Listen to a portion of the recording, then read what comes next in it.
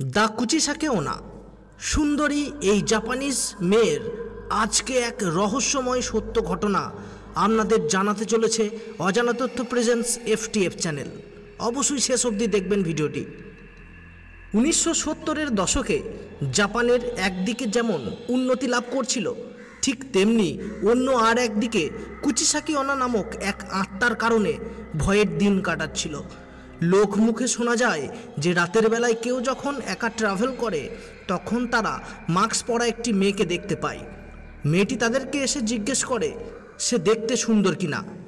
যদি তার উত্তর না হয় তাহলে মেয়েটি কাঁচির সাহায্যে সেই মানুষটিকে খুন করে, কিন্তু তার উত্তর যদি হ্যাঁ হয় তখন মেয়েটি তার মাস্ক খুলে ফেলে এবং দেখা যায় যে তার ঠোঁট এমনভাবে কাটা যেন চাকু দিয়ে তার ঠোঁট কেউ কেটে ফেলেছে। তাহলে মেয়েটি সেই মানুষটির ঠোঁট নিজের মতো কেটে ফেলে, যার ফলে হয়তো মানুষটির মৃত্যুও হয়। এই ভয়ঙ্কর মেয়েটি অর্থাৎ কুচিসাকো ওনার হাত থেকে কিভাবে নিস্তার পেতে পারি আমরা পরের ভিডিওতে আপনাদের এই সম্পর্কে জানানো হবে।